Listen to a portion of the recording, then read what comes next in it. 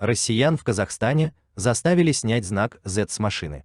В социальных сетях появилось видео с российскими гражданами, автомобили которых наклеен знак Z.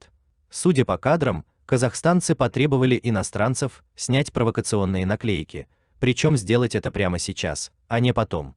Водитель машины незамедлительно согласился это сделать. Вмешаться в ситуацию пыталась посторонняя женщина, которая заявила, что они граждане России, поэтому, по ее словам, могут клеить себе на стекла все, что захотят.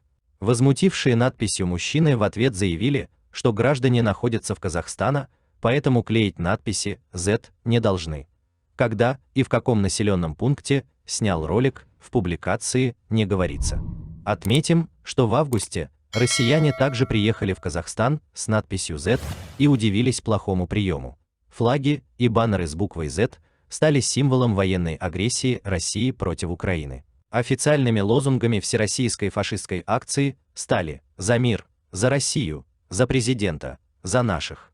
В Казахстане демонстрация буквы Z как символа поддержки российского вторжения в Украину официально не запрещена, но вызывает возмущение со стороны граждан Казахстана. Также известны случаи, когда владельцев автомобилей с такими наклейками штрафовали по административной статье о нарушении правил эксплуатации транспортных средств.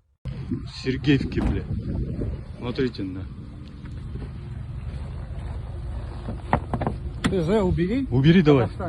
Давай. Давай убирай. Сейчас убирай. Я вот сейчас снимаю. Давай убирайте. Быстрее. Мне, они сейчас в Казахстане находятся. В России пускай ездят. В Казахстане нельзя ездить. Убирайте давайте, быстрее. Вы не кричите, наш отец умер. Они приехали, не россияне, у них паспорта россияне. Я на таможне ничего не сказали за это. Убирай, это таможня, это здесь Казахстан. Убирайте быстрее. Я понимаю.